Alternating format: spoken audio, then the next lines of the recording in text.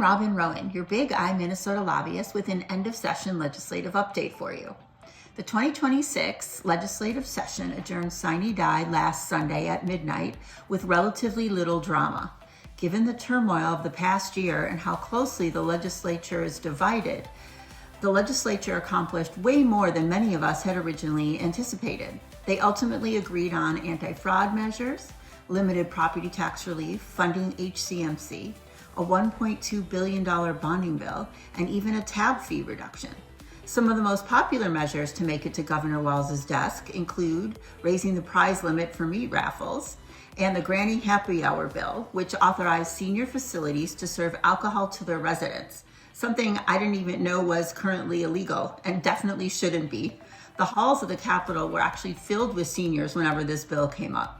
But there was also plenty left on the table, with legislators taking issues like school safety and gun control to the voters. In the insurance world, this session was more of a hard-fought status quo. More on that next.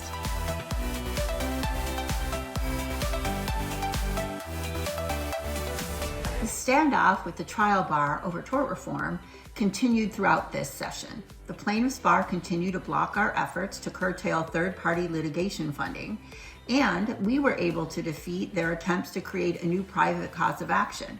This year, they attempted to create a new private cause of action for alleged unreasonable denials of long-term care and disability insurance claims, which would have set a terrible precedent for all lines of insurance.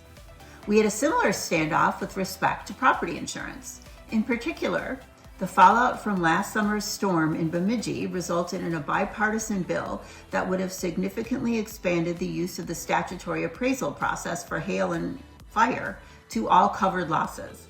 The expansion would give policyholders 2 years to file a claim for all covered property losses, and unlike the current law, would still allow policyholders to sue their insurance company if the appraisal process did not turn out to their liking. Also objectionable was that this expansion did not include any licensing requirements or competency standards for appraisers. What made matters worse is that on the day the bill was heard in House Commerce, DOC Commissioner Grace Arnold had an opinion piece published in the Bemidji Pioneer that placed the blame for claim denials and delays squarely and solely on insurance companies.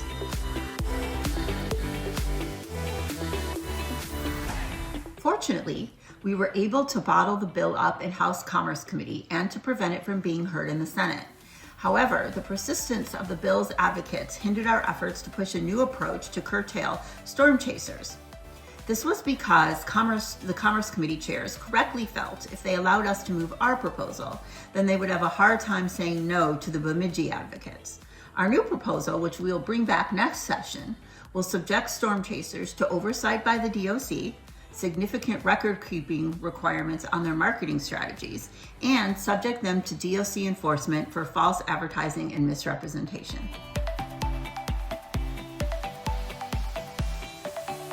Business taxation is one area where the DFL and the GOP could not find much common ground this session. Nonetheless, the business community was able to get an extension of the pass-through entity workaround through tax year 2027. This workaround allows certain small business owners to bypass the federal cap on state and local tax deductions. Many states automatically conform with changes to the federal tax code. Minnesota does not, however, and therefore legislators here have to agree on whether to enact or reject federal tax changes. I swear nothing is easy in this state.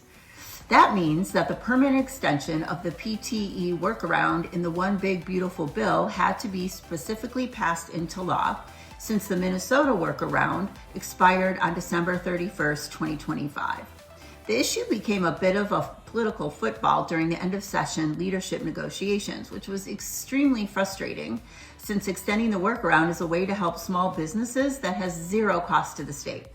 Since there was only agreement to extend the workaround for tax years 2026 and 2027, we will be back next year to try and make the workaround permanent. If your business is an S-Corp, LLC, or a partnership, consult with your accountant, as the legislature also adopted special catch-up provisions for your 2026 estimated tax payments. One of the untold stories of this session is the number of legislators either retiring or running for another office. There are 43 legislators leaving, which is just under a quarter of the entire legislature, and many of whom are very experienced committee chairs. In the insurance world, we are losing some of our strongest champions as well as decades of knowledge and experience. All 3 Commerce Committee chairs are moving on. Both House chairs, GOP Rep. Tim O'Driscoll and DFL Rep. Aaron Cagle, are retiring. And the Senate Commerce Chair, Matt Klein, is running for Congress in the 2nd District. We are also losing Senate GOP lead and former Senate Commerce Chair Gary Dames. O'Driscoll and Dames especially have been fierce defenders of the industry and will be very missed. While it's been a minute since he served on Commerce, we are also losing a great advocate in GOP Senator Eric Pratt, whose understanding of the financial services industry has been invaluable. Senator Pratt is also running for Congress in the 2nd District.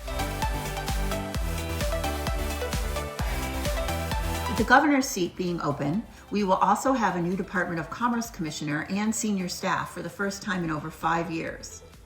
With change comes opportunity, however, so we will be hard at work throughout the summer and fall, educating candidates about the importance of a healthy insurance market and the key role that independent insurance agents play in protecting consumers. Please reach out to learn more about our election efforts and for opportunities to get involved. In the meantime, thanks for watching and see you next time.